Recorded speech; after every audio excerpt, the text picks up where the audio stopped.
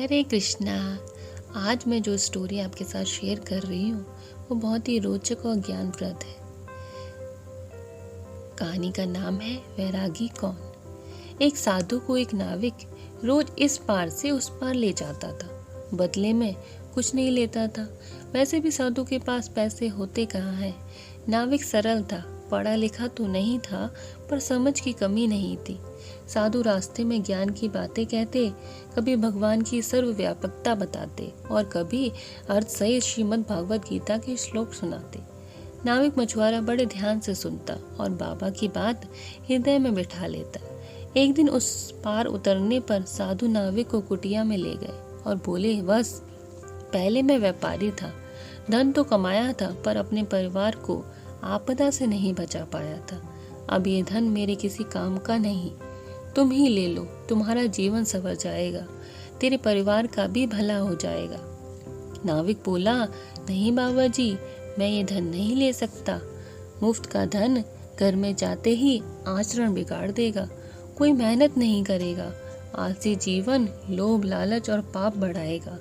आप ही ने तो मुझे ईश्वर के बारे में बताया है, मुझे तो आजकल लहरों में भी कई बार वो नजर आ जाते हैं। जब मैं उसकी नज़र में ही हूँ तो फिर अविश्वास क्यों करूँ।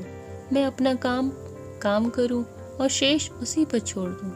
प्रसंग तो समाप्त हो गया, पर एक सवाल छोड़ गया, इन दोनों पात्रों में साधु कौन था, है ना।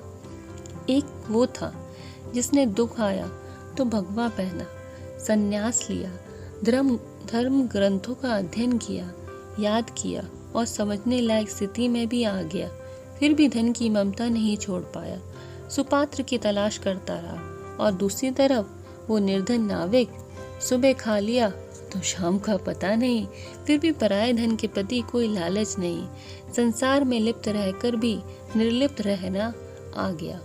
भगवा नहीं पहना, संन्यास नहीं लिया, पर उस पर ईश्वरीय सत्ता में विश्वास जम गया।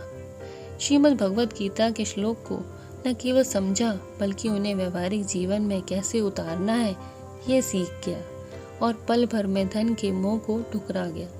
वास्तव में वैरागी कौन है ना। विचार कीजिए। ऐसी और अच्छी कहानियों के लिए देखते रहिए Hare Krishna Rakhi channel. Thanks for watching. Please like, share and subscribe. Hare Krishna to all.